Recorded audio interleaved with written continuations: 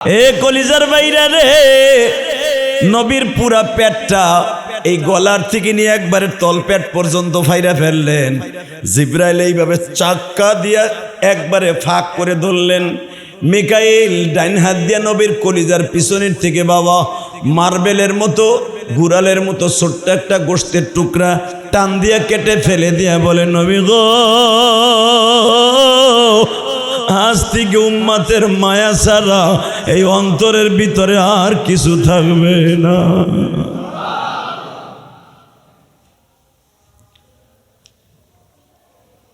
চলেন নবী ওঠেন। কই বোরাকে ওঠেন, বিমান ready, passport ready, visa ready, ওঠেন এখন। আমার নবী বলে, ওঠার আগে কতগুলা কাজ আছে আমার মালিক রে, দুইটা সিজদা দিতে দাও গো।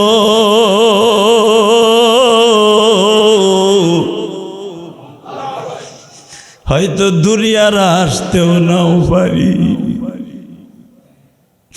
এই জন্য হাজিরা যখন হেরামের কাপড় পরে দেখবেন বিমানবন্দর থেকে 2 রাকাত নামাজ পড়ে। কেন পড়ে জানেননি? শুকরানা 2 রাকাত নামাজ পড়ে বিমানে উঠে কত বিমান বাবা অ্যাক্সিডেন্ট করে মারা যায়। কত হাজি হজ করতে নাইমা সাপ খাইয়া মারা যায়। কত হাজি বাবা মুজদালে আরেফায় মিনায় মাজদালে পায় মারা যায়, উমরায় যাইয়া মারা যায়। হইতে পারে এটা আমার বাংলাদেশের শেষ নামাজ। আমার নবী বলে, জিবরাইল রে,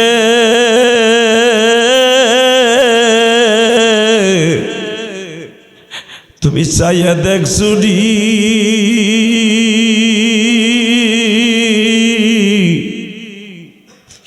আমারে যখন তুমি চাকু দিয়ে বুকটা ফাড়তেছিলা, পাজরের 2 পাশে কালো কালো গোশতগুলা কালো হয়ে আছে রে জিবরাইল।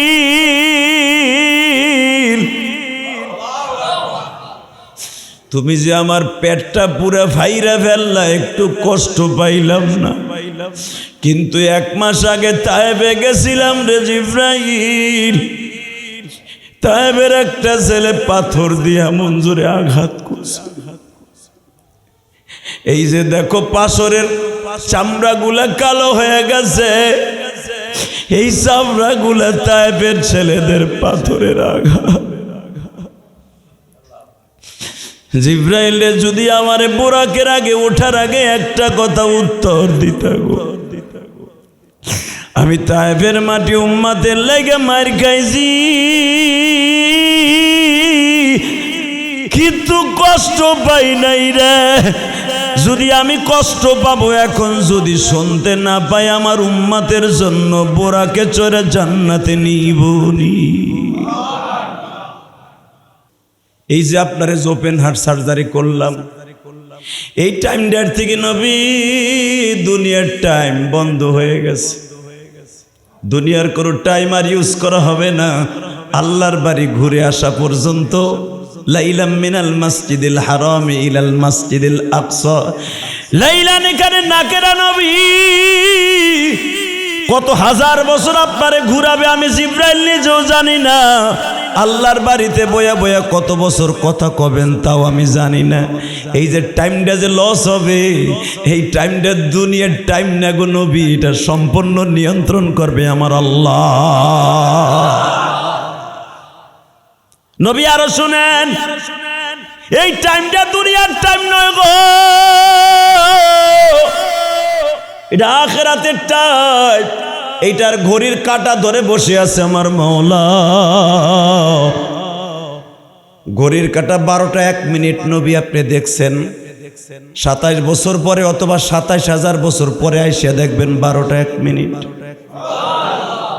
কারণ এই ঘড়ির কাঁটারে আমার আল্লাহ অফ করে দিছি। দুনিয়ার চন্দ্ররে বলে দিছে আর লড়বি না, সূর্যরে বলে দিছে আর লড়বি না, লড়াচড়া করবি না। আমি মালিকের অর্ডার, তুলিজুল লাইলা ফিন নাহারি ওয়া তুলিজুন নাহারা ফিল লাইল ওয়া তুখরিজুল হাইয়্য মিনাল মাইয়্যিত। আমি মালিক বলে দিলাম, ঘড়ির কাঁটা এই জায়গায় থাকবে গো। আমার নবীরে আমি যতদিন আমার প্রেমের আলাপ করব, এই প্রেমের আলাপের মধ্যে কোনো টাইম থাকবে না। একটা ছেলে মেয়ে যখন বাবা টেলিফোনে কথা কইতে থাকে, রাত চলে যায়, সকাল 10টা বাজে, তারপরেও কথা শেষ হয় না। আমার মালিক বলে, ও নবী রে, আমি কত হাজার বছর আপনার সাথে কথা বলবো, দুনিয়ার কোনো টাইমের সাথে আমি বুঝতে দিব না। কখন কোন সময় দিন রাত চলে যাবে দুনিয়ার কোনো মানুষ জানে না গো নবী। বন্ধু বন্ধুর মধ্যে সামনের মধ্যে সামনে সামনে ফেস টু ফেস কথা হবে, দুনিয়ার কোনো মাখলুকরে শুনতে দিব না। একজন প্রেমিক প্রেমিকা কথা বলে বাবা, ল্যাপের মধ্যে কথা কয়, টেলিফোনে শুধু টেলিফোনে শেষ হলে আর কেউ শোনে না। পাশের বন্ধু শুনবে বিদায় ইয়ারফোন লাগাইয়া লয়। আমার আল্লাহ বলে, একটা ইয়ারফোন আপনার কানে থাকবে আর একটা ইয়ারফোন আমি আল্লাহর কানে থাকবে, দুইজনে কথা বলবো, দুনিয়ার কেউ জানবে না গো নবী। কাউরে জানতে দিব না গো নবী, যদি জানতে দেই আপনার উম্মতগুলোর মধ্যে ডিভাইডেড হয়ে যাবে। নবী গো, দুনিয়ার 1,24,000 পয়গম্বর সবাই আমার সাথে কথা কওয়ার জন্য পাগল ছিল। ইব্রাহিম খলিল আগুনের মধ্যে বসে আমার ডাকতে ডাকতে 40 দিন ডাকছে। আমি লাস্টে বলে দিছি, আগুনকে ইব্রাহিম রে আগুনে ঢুকাবার আগেই বলে দিছি, কুলনা ইয়া নারু কুনি বারদাও ওয়া সালামান আলা ইব্রাহিম।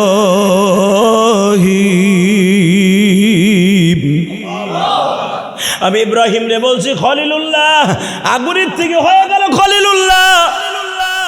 ইব্রাহিম আমার ডাকতে ডাকতে ডাকতে ডাকতে খলিলুল্লাহ বানাইছি।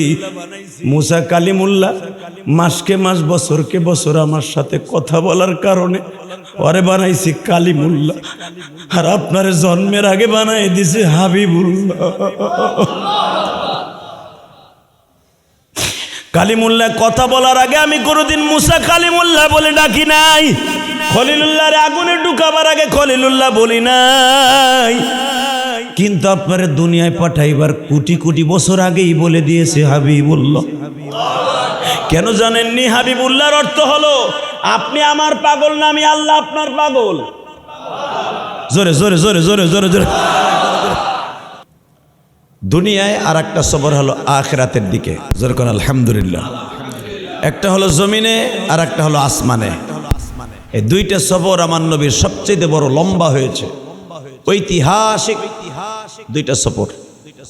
একটা সফরের নাম হলো মক্কা থেকে মদিনায়। যেই দোনোটা সফর আমার নবীর হয়েছে তার জীবনে, তাফসিরে দেখলাম দোনোটা সফরই মক্কার থেকে শুরু। সুবহানাল্লাহ বললেন না? আমার নবীর জীবনে, এই পার্থিব জীবনে, এই দুনিয়ার জীবনে দুইটা সফর হয়েছে, দুইটা সফর লম্বা, এবং দোনোটা সফরই রসুলের ঐতিহাসিক এবং মনে রাখার মতো দুইটা সফর। একটা সফর হলো জমিনে আর একটা সফর হলো আসমানে। আর দোনোটা সফরই আল্লাহ পাক নবীকে করিয়েছেন মক্কা মুআজ্জামার থেকে, কাবা ঘরের থেকে। সুবহানাল্লাহ বিহামদিহি। নবী যখন হিজরাত করে তখন হিজরাতের সময় শুরু হয়েছিল কাবা ঘরের সামনে থেকে। কাবা ঘরের সামনে থেকে আমার নবী কাবার দরজা ধরে এইভাবে বলেছিল, ওগো কাবা, ছাড়লাম তোমায় দুশ্মনের যন্ত্রণায়, আল্লাহ চাহে আসবো ফিরে, ইসলাম যেদিন জিন্দা হয়। সুবহানাল্লাহ বিহামদিহি। কাবা ঘরের দরজা ধরে নবী এই কথাই বলেছিলেন। আর দোনোটা সফর হয়েছে পরপর কয়েক মাসের মধ্যে। মেরাজ হয়েছে বিশ্বনবীর হিজরাতের মাত্র, কেউ বলেন 3 মাস আগে, কেউ বলেন 6 মাস আগে, কেউ বলে 1 মাস আগে। সুবহানাল্লাহ বিহামদিহি, সুবহানাল্লাহ। বিশ্বনবী হিজরাতের সময় কাবা ঘরের দরজা ধরে বলছিল, মালিক রে, যদি তুমি আমাকে এখনো বলো যে আমি যাব না, আমার যাওয়া লাগবে না, আমি যাব না, কারণ আমি এই কাবা ঘর ছেড়ে পৃথিবীর কোথাও যে আমি শান্তি পাবো না। আর কাবা ঘর এমন একটা জায়গা, জীবনে যারা একবার গেছেন তারা জানেন যে কাবার চেহারার দিকে তাকাইলে মানুষের চোখের পানিগুলো অঝরেই ঝরতে থাকে। এমনও দৃশ্য দেখেছি, হাজিরা যখন কাবাঘর ছেড়ে নিজের জন্মভূমি মাতৃভূমির দিকে রওনা দেয়, তখন হাজিরাও কাবাঘরের দিকে তাকিয়ে অপলক নেত্রে পলকবিহীনভাবে তাকিয়ে থাকে, মনে মনে ভাবে এই কাবা আর জীবনে আমার কপালে হবে না, আর মনে হয় আসতে পারবো না, ইচ্ছা করলেই আমি আসতে পারবো না। আল্লাহ, কেন? কাবা এমন একটা জায়গায় অবস্থিত যেই কাবার দেশে আমার জন্ম হয় নাই, ওই দেশে জন্ম হয়েছে যারা তারা হয়তো প্রিয় নবী মুহাম্মদ রাসূলুল্লাহ সাল্লাল্লাহু আলাইহি সাল্লামকে চিনে নাই, কিন্তু আমরা নবীকে চিনে এই দেশে আসলাম, কিন্তু থাকতে পারলাম না, ঠিক না? এরকম অনেক কথা হাজির মনের মধ্যে বাজতে থাকে। তখন হাজি আল্লাহর কাছে বলতে থাকে, হে করিমে ওফা,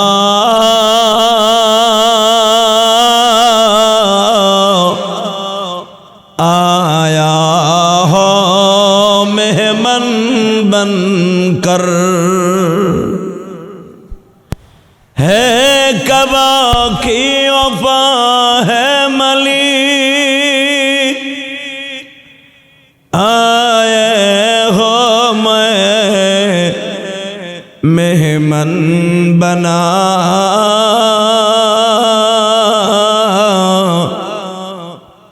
जाता रहा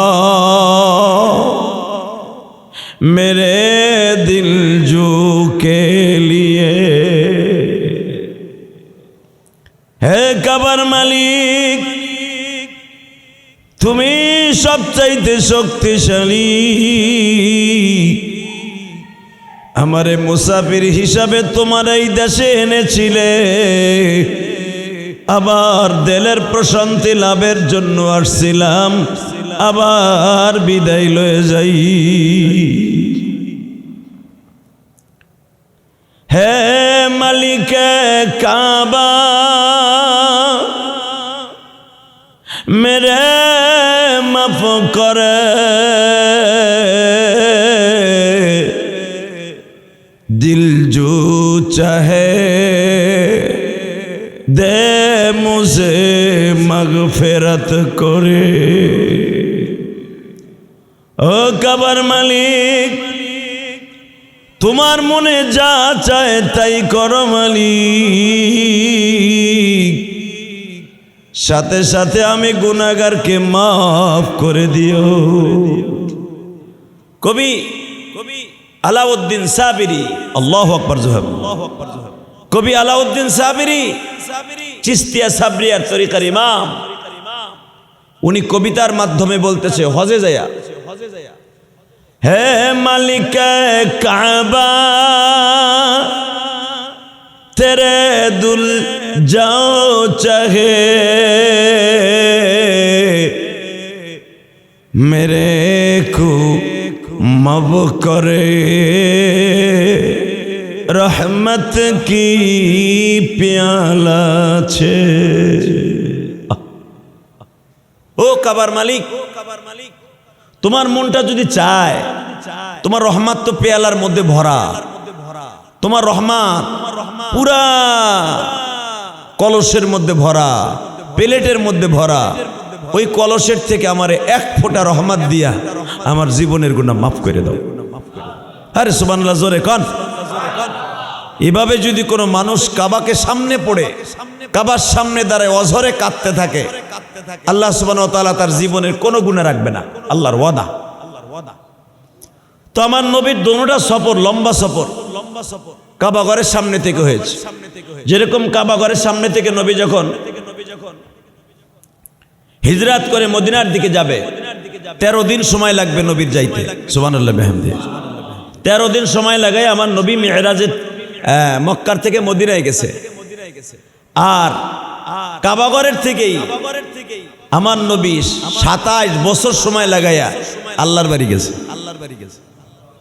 সুবহানাল্লাহ, কি জোরে কোন যায় না? একবারে বলদের মতো বয়ে রয়েছেন। কে কি হইছে?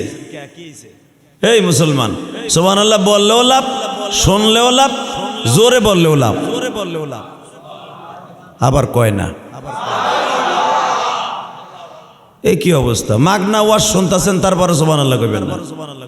আমি আবার বলছি, এই আমার নবীর জীবনের দুইটা সফর সবচাইতে মারাত্মক। দুটোটা সফর হয়েছে কাবাগরের সামনে থেকে। প্রথম সফর মেরাজ।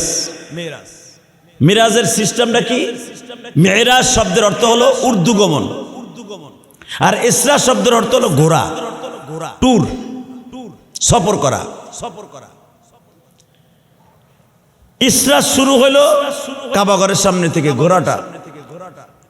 বুরাক নামে বিমান বিশ্বনবীর দরজার সাথে লাগানো, কাবাগরের সাথে বাঁধা। ইন দি মিড টাইমে বিশ্বনবী মুহাম্মদ রাসূলুল্লাহ সাল্লাল্লাহু আলাইহি ওয়াসাল্লাম দেখে কাবাগরের সামনে সুন্দর একটা গাধার চাইতে একটু ছোট, খচ্চরের চাইতে একটু বড়, অর্থাৎ রাম ছাগলের চাইতে একটু বড়। সুবহানাল্লাহ বলেন। রাম ছাগলের চাইতে বড়। এটা আমাকে বাংলাদেশের রাম ছাগল না, ওগুলো বুঝানো যাবে না। রসুলের যুগের তদানীন্তনকালে অনেকে বুঝে ফেলে রাম ছাগল তো আমাদের দেশে এতটুকু আছে, ছোট একটা বাচ্চা উঠলে ওর পাও ঠেকে যায় জমিনে, তাই না? ওই যুগের রাম ছাগল গুলা, এক একটা রাম ছাগল ওই যুগে, রসুলের যুগের যে মানুষগুলো লম্বা ছিল, ওই মানুষগুলো কি আছে? কথা কন না কেন? ব্রিটিশ আমলে যে পাকিস্তানিরা এই দেশে আইছিল, ওই ব্রিটিশ আমলের পাকিস্তানি সিস্টেম করে মানুষ বাংলাদেশে এখন আসেনি, হাজারের ভিতরে একজন নাই।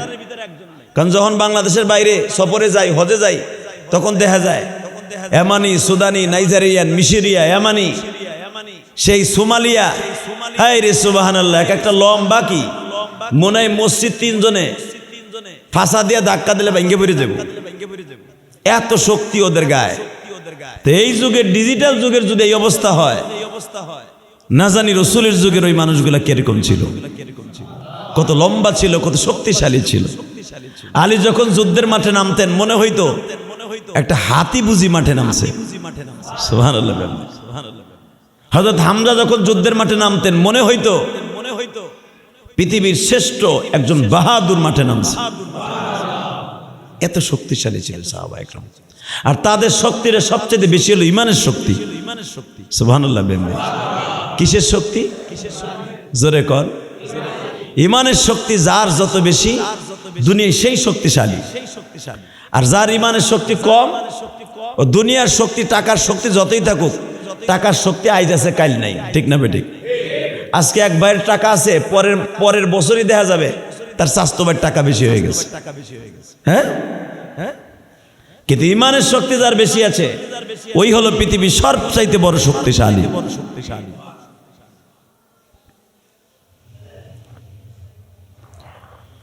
তো রাসূল সাল্লাল্লাহু আলাইহি ওয়াসাল্লামের দুটোটা সফর কাবাগরের সামনে থেকে শুরু হলো। কাবাগরের সামনে উম্মে হানির ঘরের থেকে এসে দেখে বিশাল বড় একটা আকৃতি, ঘোড়ার চাইতে ছোট, খচ্চরের চাইতে একটু বড় দাঁড়ায় আছে। ইন দি মিন টাইমে বিশ্বনবী জিজ্ঞাসা করে, এটা কি? বলে, এটার নাম বুরাক। আওয়াজ বাড়ে না? এটার নাম বুরাক। বিশ্বনবী বলে, বুরাক আবার কি? এটার নামই বুরাক, এটার নামই বুরাক। নবী বলে, আমি ঘোড়া দেখছি, গাধা দেখছি, খচ্চর দেখছি, কিন্তু এই কোয়ালিটির বাহন তো জীবনে দেখি নেই। এটা আবার কি? নবীকে বলা হলো, ইয়া রাসূলুল্লাহ, এটা আপনার জন্য বানানো হয়েছে। আরো জোরে কর। উম্মতের দরদি নবী আমার বললেন, আমার লাগে বানাইলো, উম্মতের লাগে কি বানায় নাই? এখানে কিন্তু আমার নবী বলেন নাই আমার ফাতেমার জন্য বানান নাই, আমার বিবিদের জন্য বানান নাই, আমার বিবি খাদিজার জন্য বানায় নাই। পট করে নবী বলে ফেললেন, আমার উম্মতের জন্য কি বোরাক বানায় নাই? জিবরাইল চট করে উত্তর দিয়ে দিলেন, নবী পট করে বললেন, চট করে জবাব দিলেন, নবী শুধু আপনার জন্য বানায় নাই, আপনার উম্মতের জন্য বানাইছে। যেই নেতাটা তার কর্মীদের কথা দুনিয়ার সবচাইতে 27 বছরের সফরে যাবে আমার নবী আল্লাহর বাড়িতে, সেখানে যাইয়া উম্মতের কথা বলে না। আর উম্মাত চট করে নবীরে ভুলে যায়। ঠিক না বেঠিক? যদি কারণ কেমনে ভুলে যায়? আজকে জুমার দিনে অনেক মুসল্লি মসজিদে যাবে একবারে কিলিন শেপ হইয়া, মানে সোবলা মোবলা শরীরে কিচ্ছু নাই। কথা কন না কেন? অন্য জায়গা স্বাস্থ্যের সময় পায় না, এইটারে স্বাস্থ্য অনেক সময় পায়। কথা কন না কেন? হালাকে নবী বলেছেন, মান কাতা লিহিয়াতি কান্নামা উনুকিহি, যারা দাড়িতে বেলেট লাগায় সে আমার গলায় বেলেট লাগায়। আপনার কাছে এইটাই সবচেয়ে বড় কঠিন, বড় কঠিন আপনার কাছে। দাড়িটা রাখলে যদি আমার বন্ধু কয় দৌড় বেটা তুই বুড়ো হয়ে গেছ গা, আর শয়তান এমন ধোকা হন দিছে রাখারও সিস্টেম নাই, যা আছে সোবলা মোবলা পাইকে গেছে। কথা কন না কেন? হট করে যদি দাড়ি রেখে এখন অফিসে যায় কবে কিরে ভাই তুমি তো একবারে আগের তে ভাই আসছিলে এখন দিয়ে চাচা হয়ে গেছো, কারণ সব তো পাইকে গেছে গা। এই জন্য যুবক বয়সের দাড়ি রাখতে হয়। কাঁচাটাও বন্ধু দেখলো, পাকাটাও বন্ধু দেখলো, কাঁচাটাও বউতে দেখলো, কাঁচাটাও বউতে দেখলো, একবারে আগা গোড়া সব দেখলো। এটা কাঁচা ছিল, পাকা হইছে, হলুদ হইছে, পাকছে, টুপটুপ হইছে, চামড়া ঢিলা হইছে, টাইট হইছে। এটাই জন্য যুবক বয়সের থেকে দাড়ি রাখলে বিশ্বনবীর সাহাবীদের সাথে জান্নাতে যাওয়া যায়। রাখবেন বুড়া বয়সে দোদরা মুদ্রা দিয়ে গেছে, আর বুড়া বয়সে রাখতে গেলে তো বউতে কবে বুড়া, চাওয়াল মেয়ে কবে বুড়া, বন্ধু বান্ধব কবে কিরে দোস্ত কালকে অত যুবক দেখলাম আজকে দিয়ে বুড়ো হয়ে গেছে। তখন আপনি চিন্তা করেন ধুর হুজুরা তো কইবই, এখন আর রাখার টাইম নেই, এখন রাখতে গেলে ঝামেলা আছে। চামড়া মামড়া একটু ঘাটো হোক, লাডি একটা দড়ি সোহে মোহে কম দেহি, সেই সময় দাঁড়িয়ে রেখে মসজিদে 1000 দানা টসবি নিয়ে হয়ে থাকবি। ঠিক না বে ঠিক? আল্লাহ কয় হায়াত কি তোর বাপের দেয়া?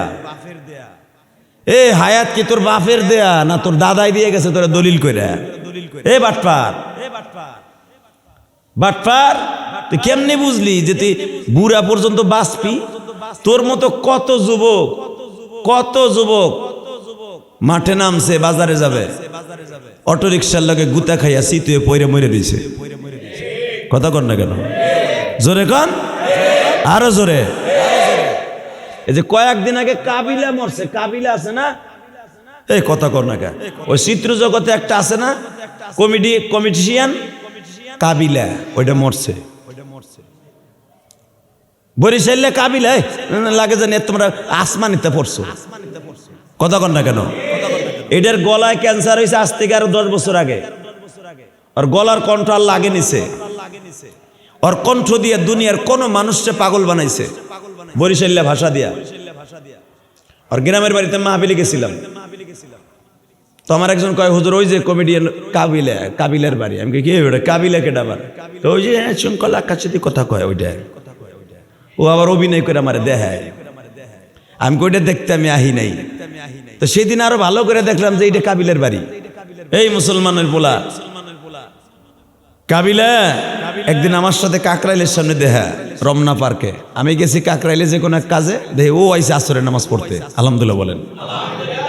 পোলাপান দুষ্ট থাকে না, দুষ্ট পোলাপান হারে ঘিরা ধরছে ছবি টবি তোলার লেগে। দেখ কাকরাইলে এক মুরব্বী বলতেছে, আপনি যেভাবে আসলেন আপনার টুপি কই? তোর তো কথার আওয়াজ নাই।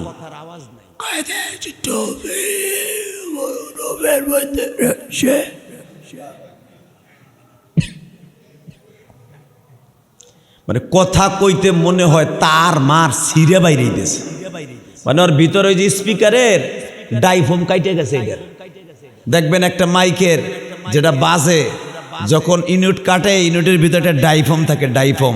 ওই ডাইফোমটা এতই পাতলা, রসুনের সিল্কার মতো পাতলা, ওইটা ধাম করে বাড়ি লাগলে কেটে যায়। তো আমার মানুষকেও আল্লাহ একটা ডাইফোম দিয়েছে এই গলার মধ্যে। এটা যখন ফাইটে জায়গা চিল্লানি জোরে দিলে অথবা জোরে গরম কিছু খাইলে দাম করে একদিন ছিঁড়ে যাবে। যখনই ছিঁড়ে যাবে পৃথিবীর এমন কোনো ডাক্তার জন্ম নেয় নাই আপনার একটা ডাইফোম লাগাই দিয়া গলার কণ্ঠকে আবার সতেজ করে দিতে পারে। এই যে জালিমা ছিল হাজী সেলিম, কথা কন না কেন? হাজী সেলিম দেখেন নাই জালিমটা? পুরা লালবাগ হাজারিবাগ ওর নামে মানুষের রোজা রাখে। কথা কন না কেন? ও এখনো ক্ষমতা নাই জালিমটাই, তারপরে যাই দেখেন গে ওর নামে ক্ষমতা। এই মুসলমানের পোলা এখনো ওর নামে রোজা রাখে। হাজারিবাগ মাহফিলে গেছি কয়েকদিন আগে, একজনে জিজ্ঞেস এখন কি খবর? হুজুর কইেন না, ও গেছে তাতে কি হয়েছে, আর পোলা গেছে তাতে কি হয়েছে, সুলাইমান গেছে তাতে কি হয়েছে, সুলাইমান গেছে আর ইবলিস আলাইহিস সালাম আরেকজন আইয়া পড়ছে। আমি বললাম তা কেমন? সুলাইমান তার পোলা গেছে, হাজি সেলিম চলে গেছে, তার পোলা সুলাইমানের রাইখে গেছে, সুলাইমান গেছে জেলখানায়, তার কিছু পাইটু রাইখে গেছে অগ যন্ত্রণায়, এখনো পর্যন্ত রাত্রে ঘুমাইতে পারি না। আগের থেকে আরো ভয়ঙ্কর বেশি হয়েছে। আমি আপনাকে দুইটা পাও ধরে বলে দিয়ে যাই, উলামা একরাম মরার চিন্তা করে না, উলামা একরাম কারে পরোয়া করে কথা বলে না, কারণ উলামা একরামকে আল্লাহ আলাদা ধাতু দিয়ে বানাইছে। আলহামদুলিল্লাহ বলতে পারলেন না? উলামা একরামের পুরা বুক ভরা কলিজা। আপনারা তো আলেমদেরকে মাপতে পারবেন না, মনে করবেন দূর এও মানুষ আমরাও মানুষ, কিন্তু আলেমদেরকে আল্লাহ এমন একটা ধাতু দিয়ে বানাইছে, পৃথিবীর কাউকে পরোয়া করে ভয় করে তারা কথা বলে না। জেল ফাঁস দুনিয়ার কোন কিছু তারা পরোয়া করে না। কথা বলে না কেন? যেগুলা জেল খাইতে বেরিয়েছে আপনি দেখেন তো, তাদের ইমান আগের থেকে বাড়ছে না কমছে? ডাক্তার ইউনূস যদি তাদেরকে এখনো ধরে নেয়, যে কোনো মুহূর্তে তারা রেডি, দেন জেলখানায়, সমস্যা নাই তো। এই জন্য কোরআনের কথা হাদিসের কথা কখনোই জবান থেকে বন্ধ করা যাবে না। কথা বলেন না কেন? আরো জোরে বলেন। আল্লাহ মানুষের জীবনের সবচেয়ে বড় নিয়ামত আছে কয়েকটাই বডির মধ্যে, তার ভিতরে আমার কাছ থেকে নেন, হাদিসে আসছে কয়েকটা নিয়ামত হলো মানুষের এই বডির মধ্যে উপভোগ করার জন্য। এক নাম্বার শান্তির জন্য, দুনিয়ায় এক নাম্বার শান্তির জন্য বান্দার সবচেয়ে বড় নিয়ামত হলো চোখ দুইটা। কথা কন না কে? কি হ্যাঁ? যদি আপনার চোখ দুটা আল্লাহ নিয়ে যায়, সাইরেনের দাম আপনার এই বডির নাই। আল্লাহ বলেন এই চোখটা আমি নিজের হাতে লাগাইছি, দেখ বান্দা। এক, দুই নম্বরে বান্দারে সবচাইতে দ্বিতীয় নাম্বার নিয়ামত হলো তোর বডির মধ্যে তোর হলো খাবারের স্বাদ। কি স্বাদ চিনেন না? আপনি খাইলেন ইলিশ মাছ, দেখলেন ইলিশ মাছও যেরকম, পাঙ্গাস মাছও সেই রকম, সিলভার কাপও সেই রকম, ফুটি মাছও সেই রকম, সব একই কোয়ালিটির আমার কাছে। এই জিন্দিগি আর কুত্তার জিন্দিগি সমান। কথা কন না কেন? এই জিহ্বাটাকে যখন আল্লাহ নষ্ট করে দেয় কোনো মানুষের মৃত্যুর আগে, সাধারণ আপনাদের একটু দেখায় দেয় বৈজ্ঞানিক ভাবে হাদিস থেকে, যখন আপনার ঠান্ডা লাগে, ঠান্ডা আপনি কি খান নিজেও ঠিক পান না, মাঝে মাঝে আল্লাহ এই সারটারে নিয়ে যায় ঠান্ডা লাগাই দিয়া, ঠান্ডা লাগাই সারটা আল্লাহ নিয়ে বুঝায় দেয়, দেখ কেমন লাগে। তখন কি আপনি ইলিশ মাছ খান না লাউ মাছ খান না কদু মাছ খান, কিচ্ছুই ঠিক পান না। আরে ভাই কি খাই কিছুই ঠিক পাই না, নাক মাক সব বন্ধ। ওইটা নাক বন্ধ হয় নাই, এই জিহ্বার স্বাদ বন্ধ হয়েছে। চান্দু চাচা, নাক বন্ধ হইলে তোমার নিঃশ্বাস নাও কি দিয়া? কথা কর না কেন? আমার আল্লাহ বলেন বান্দা রে, তোর বডির মধ্যে দুই নাম্বার নিয়ামত হলো তোর শরীরের স্বাদ। কথা কর না কেন? তিন নম্বরে বান্দা আমি তোর নিয়ামত দিয়েছি শ্রবণ শক্তি, এই কানের শক্তি। সমস্ত বডিটা ঠিক আছে বাবা, কিন্তু আপনার কানে কিছু শোনেন না। আমার আল্লাহ বলে বান্দারা, পাথরের মূর্তি যেরকম কিছুই শোনে না, তুই পাথরের মূর্তির মতো বয়ে থাকবি, চাইয়া থাকবি, দেখবি, কিছুই বুঝতে পারবি না। আপনার সামনে দাঁড়ায় আপনার মারে তুলে বকা দিবে, আপনি নিজে কিছুই বোঝেন না। কথা কর না কেন? এ বয়রারে কি কয়ে গালি দেয়, ও বোঝে? মনে করবে গালি দিছে ওর মারে তুলে, ভালো আছো ভাই? ঠিক আছে, বাজারে যাইতেছি, ঠিক না বে ঠিক? বয়রারে জিজ্ঞেস করছে কই যাস তুই ব্যাগ লইয়া? ভালো আছেন ভাই? পরে কইছে কই যাস? কয় ভালো আছেন। বকা দিছে ওর মারে তুলে, কয় না ভাই শরীরে ভালো আছে। কথা কন না কেন? আমার আল্লাহ কি বলে শুনছেন তাফসিরে? এ বান্দা, তিন নিয়ামত হলো তোর শ্রবণ শক্তি। ঠিক না বেটি? জোরে কর। আর আপনি যদি বয়রাও না, আপনার বউ আপনার কি পরিমাণ বক বা আপনার কিছুই তো শুনলেন না, না শুনলে আপনি বউরে গড়াবেন কেমনে? কথা কন না কেন? 3 নম্বরে আমার আল্লাহর শ্রবণ শক্তি নেয়ামত, যেরকম আলহামদুলিল্লাহ। এখনো ঠিক আছে তো সবাই? যদি ঠিক থাকে তাহলে আমি তো কেমনে বুঝবো সুবহানাল্লাহ কইলেন না? যে যদি আমার কথা শুনতেন সুবহানাল্লাহ ঠিকই কইতেন। আপনাকে কান মনে বয় রয়ে গেছে গা। যদি বয়রা না হয়ে থাকে তাহলে সুবহানাল্লাহ কইবেন, তাহলে বুঝবো না আপনার সব কটার কান ঠিক আছে। আর যদি না কন তাহলে এমন দোয়া করবো মসজিদে বইয়া, বাইতে যাওয়ার আগে এমন বাতাস ঢুকবো বয়রা হয়ে যাবেন, তখন বুঝবেন কেমন লাগে। 3 নম্বর নেয়ামতের নাম কি? কান। বয়রার তো কান ঠিকই আছে, ও শুনে না। এই কানের মধ্যে একটা ডাইফোম আছে, কানের মধ্যে একটা ডাইফোম আছে। তাফসিরে বয়জাবির ভিতরে আসছে, আল্লাহ আলেম ওলামা খালি আলেম হয় না, এরা ডাক্তারি পাশ করে আলেম হয়। আলহামদুলিল্লাহ বলেন। এই কানের মধ্যে একটা ডাইফোম আছে, মনে রাখবেন। গলার মধ্যে একটা ডাইফোম আছে। এই কানের ডাইফোম হলো 7,500 পয়েন্ট সেন্টিমিটার দিয়া আমার আল্লাহ প্রতিটা মানুষের কানের মধ্যে আওয়াজটা ঢুকায়। এই 7,500 সেন্টিমিটারের ভিতরে যদি 8,000 হয়ে যায়, কেউ যদি কানে মধ্যে ডাইফোমটা কেটে যাবে। কথা বলে না কেন? আপনি যদি 12 ফিট পানির নিচে যান, 12 ফিট পানি চিনেন না? 12 ফিট পানির নিচে যান, তখন কানের যে একটা শ্রবণ শক্তির ডাইভন আছে, ওই পানির মধ্যে যাওয়ার কারণে ওইটা ফাইটে যায়। এরপরে আপনার কানের কাছে যদি জোরে প্রেসার দিয়ে আওয়াজ দেয়, ডাইফোমটা কেটে যাবে, জীবনের তরে শেষ। কথা বলেন না কেন? অথবা কানে আপনি জোরে প্রেসার দিয়ে থাবর দিছিলেন, এই আওয়াজ আপনার কানে সহ্য করতে পারে নাই, ডাইফোম কেটে গেছে, জীবনের তরে আপনি বয়রা। কথা বলেন না কেন? আমার আল্লাহ বলেন 7,500 জায়গায় 8,000 হইলেই তুই শেষ। আমি আল্লাহ তোর কানের ধারণ ক্ষমতা দিছি 7,500 পর্যন্ত ভোল্টেজ, 8,000 দিছস তো শেষ। বুঝাইতে পারি নাই মনে হয়? বুঝাইতে পারছি? টাকা নেই দিকে। এই জন্য রসুলের রওজার পাশে যাইয়া জোরে জোরে চিল্লাই আওয়াজ করা যাবে না, এটা হারাম। লা তারফাউ আসওয়াতাকুম ফাওকা সাওতিন নবী।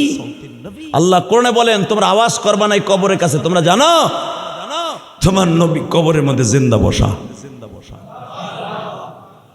তুমি জোরে আওয়াজ করবা, নবীর কানে জোরে লাগবে, তোমার গুনাহ হবে। বাজান এবার দিলটা নরম করে আমার আল্লাহরে দেখাইয়া দেন। 3 নম্বরে কি? কান, কানের আওয়াজ। 1 নম্বরে কি? মুখস্থ রাখবেন সারা জীবন। 1 নম্বরে মুখ না, 7 জিহ্বার 7। 3 নম্বরে 4 নম্বরে আমার আল্লাহ বলে বান্দারে তোমার 4 নাম্বার নেয়ামত হলো আমি মাওলা দিয়া দিছি তোমার বডির শক্তি। যখন তুমি যুবক ছিলা জিতায় সিতায় যাও, বৃদ্ধ হইলে লাঠি লয়া জিতায় সিতায় যাও। যুবক থাকতে চলে ফেরে যেমন চলে হাতি, বুড়া হইলে তালাশ করে পাক্কা বাঁশের লাঠি। ঠিক না বেঠিক?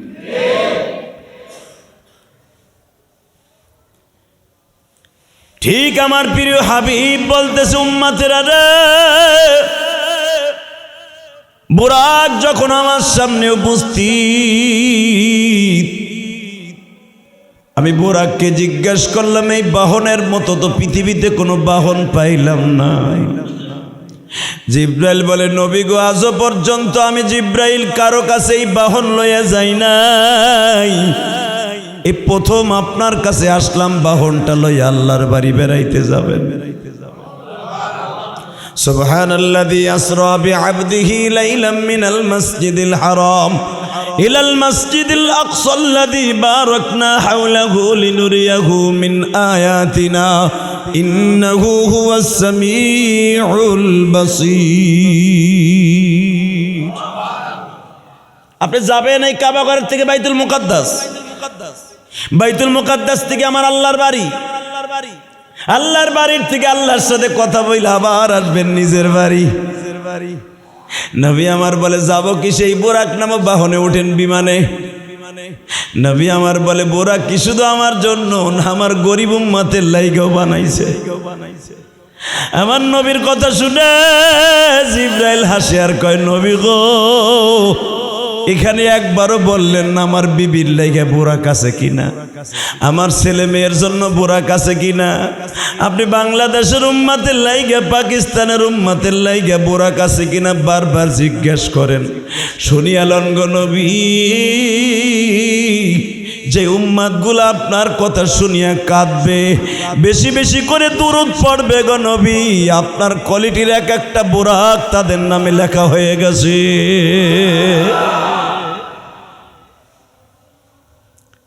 আমার নবী মুস্কি হেসে দিয়ে কয় তাহলে ঠিক আছে, তাহলে হুজুর একটু এখানে বসেন। কই? এই জমজমের পারে বসেন। মারহাবা বলেন। বসলাম। নবী সোজা হয়ে বসেন। মিকাইল আমার নবীর এইভাবে পিঠের দিকে ভর দিয়া ধরেছে শক্ত কইরা। মুসলমানি দেখেন নাই যখন আজমে মুসলমান, এখন তো হসপিটালে নিয়ে দেন, কিন্তু সবচেয়ে মুসলমানি দেওয়ার সিস্টেম হলো ওই যে বাপ দাদার যুগে যেটা দিছে ওইটা হলো মুসলমানি। কথা কন না কে? আজাম দিয়ে দেয়, আবজাম আজাম। কেউ জায়গায় কয় আজাম, কোন দেশে কয় কাবদার, কোন দেশে কি অনেকটা কয়। আমার গোপালগঞ্জের ভাষা কয় আজাম। আজাম কি কয়? আজাম। রসুলের যুগে আজাম দিয়ে মুসলমানি দিত, এখন তো হসপিটালে নেয়, পেশাদ করে কাইটা দিয়ে উল্টাই থুয়ে দেয়। এটা স্বাস্থ্যসম্মত না। স্বাস্থ্যসম্মত হলো বাপ দাদার আমলে যেটা দিছে ওইটার ভিতরে বরকত আছে। আলহামদুলিল্লাহ বলেন। যদিও ওইটা কষ্ট হয়, ওইটার ভিতরে বরকত আছে।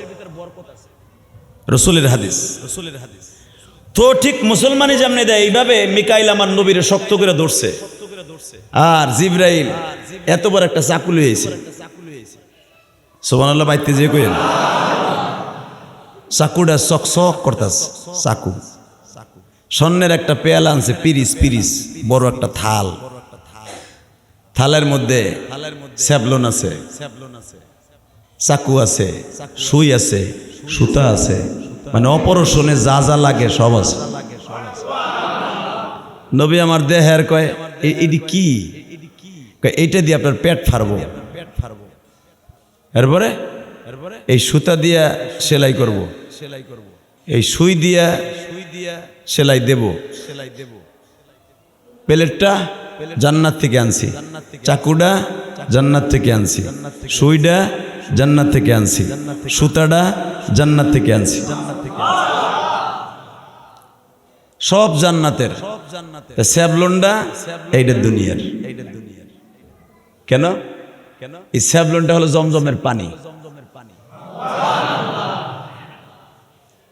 বাজানরে প্লেটটা হলো জান্নাতের। আমি একটা জিগাবো, আপনি বলবেন। আমি আগে কইছি, এখন আপনি কবেন। প্লেটটা, সুইটা, সুতাটা, ছুরিটা, চাকুটা, মানুষগুলা, যারা ডাক্তার ওরা কোন জায়গার? তোমাকে বাংলাদেশের কোন জায়গার? ওরাও তো জান্নাতের, ডাক্তারও জান্নাতের, সব জান্নাতের। খালি দুইটা জিনিস দুনিয়ার, একটা হলো আমার নবী দুনিয়ার, আর জমজমের যে স্যাবলন পিরিজের মধ্যে পানিটা নিচে ওইটা হলো দুনিয়ার। এখন আপনাদের প্রশ্ন আসতে পারে, সব জান্নাতের, পানিটা কেন জমজমের? আমার আল্লাহ বলে নবী গো, আপনার সাথে আমার ওয়াদা ছিল, দুনিয়ার যা কিছু করব আপনার সব কিছু দুনিয়ারটা দিয়েই করব।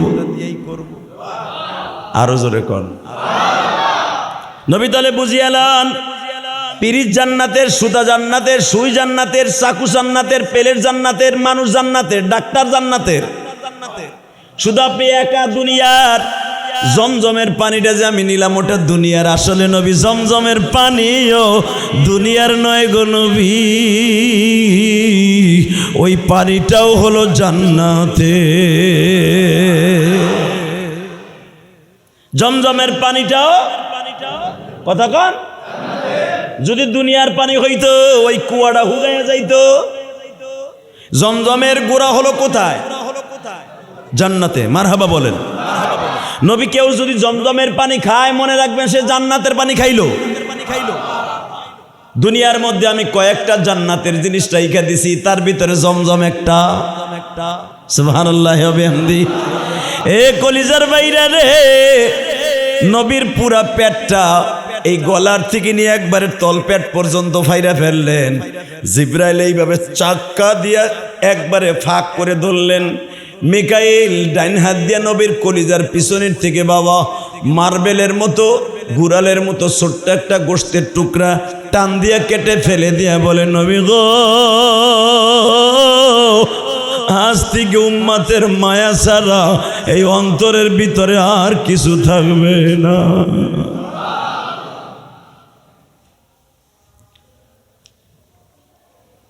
চলেন নবী ওঠেন। কই বোরাকে ওঠেন, বিমান ready, passport ready, visa ready, ওঠেন এখন। আমার নবী বলে, ওঠার আগে কতগুলা কাজ আছে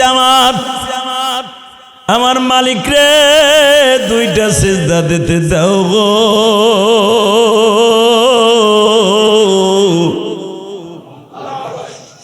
হয়তো দুনিয়ার আসতেও নাও পারি।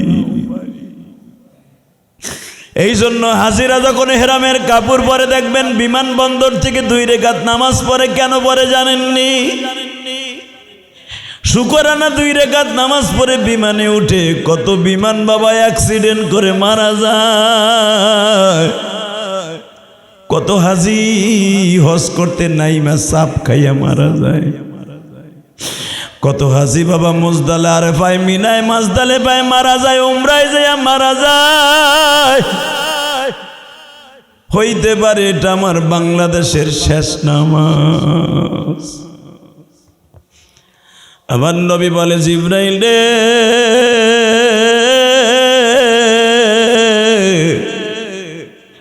তুমি চাইয়া দেখছো নি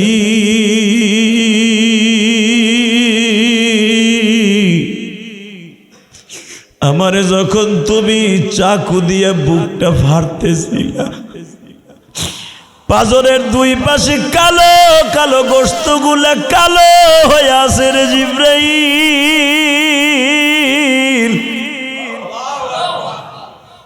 তুমি যে আমার পেটটা পুরা ফাইরা ফেললা, একটু কষ্ট পাইলাম না?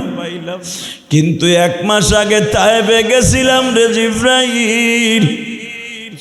তায়েবের একটা ছেলে পাথর দিয়া মঞ্জুরে আঘাত করছে।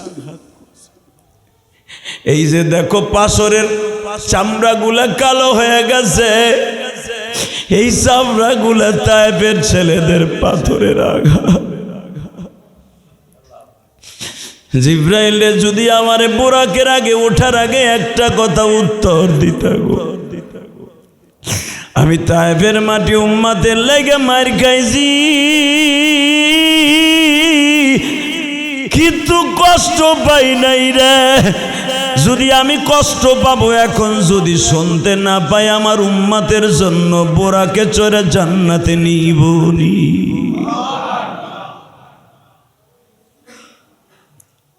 হুজুর পাশ হয়ে গেছে। আপনার প্রত্যেকটা উম্মতের জন্য জান্নাতে যারা যাবে তাদের জন্য এক একটা বুরাক দলিল হয়ে গেছে। সময় লস করে লাভ নাই, নবী ওঠেন। আরো কথা আছে। কি তুমি যে বাক্সটা খুইলা আবার কাপড় চোপড় সামনে দিলা, গোসল করাইছি, ওপেন হার্ট সার্জারি করছি, পুরা পেটটা ফাইরা ওপেন হার্ট সার্জারি করছি। আপনার এই ওপেন হার্ট সার্জারি সিস্টেম সর্বপ্রথম ডাক্তার আবিষ্কার করছে আমার নবীরে দিয়া। সুবহানাল্লাহ বলেন না? কোরআনের এই সূরাটা দিয়ে ওপেন হার্ট সার্জারি আবিষ্কার করছে। আলাম নাশরাহ লাকা সাদরাক ওয়া ওয়াদানা আনকা বিদরাক আল্লাযী আনকাদা যহরাক। ও নবী, আপনার ওপেন হার্ট সার্জারি করছি মিরাজের রাত্রে। পুরা পেট ফাইরা আপনার ভিতরে সব নারী বড়ি প্লেটের মধ্যে ধুইয়া জমজমের পানি দিয়ে ধুইয়া আবার আমার জিবরাইল সেলাই করে লাগাই দিছে। সেকেন্ডের মধ্যে ভালো হয়ে গেছেন। আলাম নাশরাহ লাকা সাদরাক। আপনারা কি করি নাই ওপেন হার্ট সার্জারি? কে বলতেছে? জোরে গান। এই কিসের সাতার ডাক্তার তুমি? তুমি কা ওপেন হার্ট সার্জারি আমরা করি? সোরের ঘরে সোর কে কইছে তুমি ওপেন হার্ট সার্জারি করো? ওপেন হার্ট সার্জারি সর্বপ্রথম করছে আমার নবীরে জিবরাইল। সর্বপ্রথম ওপেন হার্ট সার্জারির ডাক্তার হলো জিবরাইল, আর এটার কারিগর হলো আমার আল্লাহ। মারহাবা বলতে পারলেন না? কথা আছে। এই বাক্সটা খুলে কতগুলো কাপড় চোপড় বাইর করলা, এগুলো কি এর? হুজুর এটা আপনার পাঞ্জাবি, এটা আপনার পায়জামা, এটা আপনার জুব্বা, আর এটার মধ্যে অনেক কিছু আছে, খুলে খুলে লাগান শরীরে। আল্লাহর বাড়ি বেড়াইতে যাবেন না? আমার নবী জিবরাইলের দিকে একবার চায়, মিকাইলের দিকে একবার চায়, ডাইনে চায় বামে চায়, দেখে হাজার হাজার ফেরেশতা। জিবরাইল কথা কি আস্তে কম না জোরে কম? জিবরাইল কথা আস্তে কইলে কি আল্লাহ শুনবে না? শুনবে। জোরে জোরে চিল্লাই কইলে শুনবে। তাহলে আমি যদি এখন চিল্লা পাল্লা করি, তোমার এত ফেরেশতারা আনার দরকার ছিল, এরা যদি একসাথে এরকম হাঁটাচলা করে, আমার উম্মাত যারা শুয়ে রয়েছে, আমার ছেলে মেয়েরা শুয়ে রয়েছে, এরা ঘুম ভাঙ্গে উঠে যাবে না? আরে উম্মাতের দরদিরে এখন কানবেন। জিবরাইল বলেন, নবী গো, আপনি কি ভাবতাছেন? এই যে আপনারে ওপেন হার্ট সার্জারি করলাম, এই টাইমটার থেকে নবী দুনিয়ার টাইম বন্ধ হয়ে গেছে। দুনিয়ার কোনো টাইম আর ইউজ করা হবে না। আল্লাহর বাড়ি ঘুরে আসা পর্যন্ত লাইলাম মিনাল মসজিদিল হারাম ইলাল মসজিদিল আকসা, লাইলান এখানে নাকেরা নবী কত হাজার বছর আপনারে ঘুরাবে আমি জিবরাইল নিজেও জানি না। আল্লাহর বাড়িতে বয়া বয়া কত বছর কথা কবেন তাও আমি জানি না। এই যে টাইমটা যে লস হবে, এই টাইমটা দুনিয়ার টাইম না গো নবী, এটা সম্পূর্ণ নিয়ন্ত্রণ করবে আমার আল্লাহ। নবী আরো শুনেন, এই টাইমটা দুনিয়ার টাইম নয় গো, এটা আখিরাতের টাইম। এইটার ঘড়ির কাঁটা ধরে বসে আছে আমার মাওলা। ঘড়ির কাঁটা 12টা 1 মিনিট নবী আপনি দেখছেন। 27 বছর পরে অথবা 27,000 বছর পরে আইসা দেখবেন 12টা 1 মিনিট। কারণ এই ঘড়ির কাঁটারে আমার আল্লাহ অফ করে দিছি। দুনিয়ার চন্দ্ররে বলে দিছে আর লড়বি না, সূর্যরে বলে দিছে আর লড়বি না, লড়াচড়া করবি না। আমি মালিকের অর্ডার, তুলিজুল লাইলা ফিন নাহারি ওয়া তুলিজুন নাহারা ফিল লাইল ওয়া তুখরিজুল হাইয়্য মিনাল মাইয়্যিত। আমি মালিক বলে দিলাম, ঘড়ির কাঁটাই জায়গায় থাকবে গো। আমার নবীরে আমি যতদিন আমার প্রেমের আলাপ করব, এই প্রেমের আলাপের মধ্যে কোনো টাইম থাকবে না। একটা ছেলে মেয়ে যখন বাবা টেলিফোনে কথা কইতে থাকে, রাত চলে যায় সকাল 10টা বাজে, তারপরেও কথা শেষ হয় না। আমার মালিক বলে, ও নবী রে, আমি কত হাজার বছর আপনার সাথে কথা বলবো, দুনিয়ার কোনো টাইমের সাথে আমি বুঝতে দিব না। কখন কোন সময় দিন রাত চলে যাবে দুনিয়ার কোনো মানুষ জানে না গো নবী। বন্ধু বন্ধুর মধ্যে সামনের মধ্যে সামনে সামনে ফেস টু ফেস কথা হবে, দুনিয়ার কোনো মাখলুকরে শুনতে দিব না। একজন প্রেমিক প্রেমিকা কথা বলে বাবা, ল্যাপের মধ্যে কথা কয়, টেলিফোনে শুধু টেলিফোনে শেষ হলে আর কেউ শোনে না। পাশের বন্ধু শুনবে বিদায় ইয়ারফোন লাগাইয়া লয়। আমার আল্লাহ বলে, একটা ইয়ারফোন আপনার কানে থাকবে আর একটা ইয়ারফোন আমি আল্লাহর কানে থাকবে। দুইজনে কথা বলবো, দুনিয়ার কেউ জানবে না গো নবী। কাউরে জানতে দিব না গো নবী। যদি জানতে দেই আপনার উম্মত গুলার মধ্যে ডিভাইডেড হয়ে যাবে। নবী গো, দুনিয়ার 1,24,000 পয়গম্বর সবাই আমার সাথে কথা কওয়ার জন্য পাগল ছিল। ইব্রাহিম খলিল আগুনের মধ্যে বসে আমার ডাকতে ডাকতে 40 দিন ডাকছে। আমি লাস্টে বলে দিছি আগুনকে ইব্রাহিম রে আগুনে ঢুকাবার আগেই বলে দিছি কুলনা ইয়া নারু কুনি বারদাও ওয়া সালামান আলা ইব্রাহিম।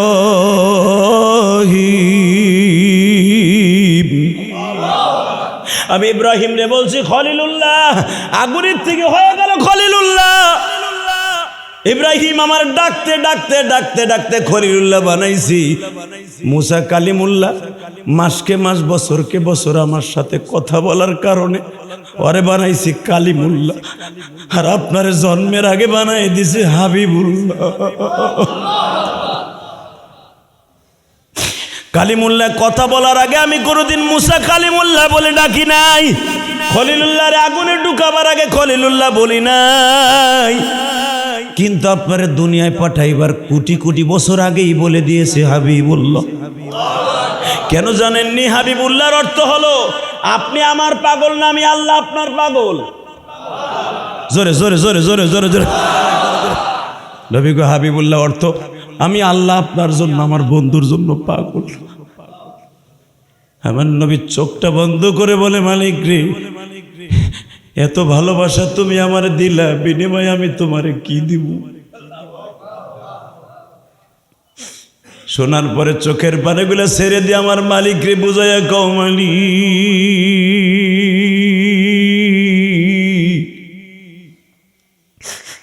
আল্লাহ এবং আল্লাহর রসুলের প্রেমের আলাপের মধ্যে এত মধুর সম্পর্ক আমরা উম্মতেরা জানি না। এই যার মাত্র 6 দিন পর আমার নবী আল্লাহর বাড়িতে বেড়াইতে যাবে গো, আর মাত্র 6টা দিন আছে। এই মাসেই কিন্তু রোজার আয়াত নাজেল হয়েছে। রজব মাসের 3 তারিখ রোজার আয়াত নাজেল হয়েছে হিজরাতের পরে। আর এই মাসের 27 তারিখ দিবাগত রাত্রে আমার আল্লাহ 50 ওয়াক্ত নামাজ তার বন্ধুরে হাদিয়া দিছে। যখন আমার নবী বলছে আল্লাহ এত ভালোবাসা দিলা আমারে, আমি তোমারে কি দিলে খুশি হইবা? আবার মালিক বলে নবী গো, আমি কি দিলে খুশি হবে শুনবেন বলেন। যখন আপনি সেজদায় পড়ে বলেন সুবহানা রাব্বিয়াল আ'লা,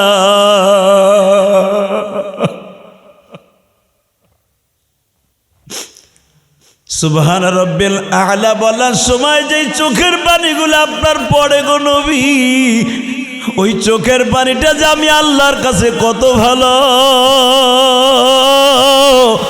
দুনিয়ার কেউ জানে না গো।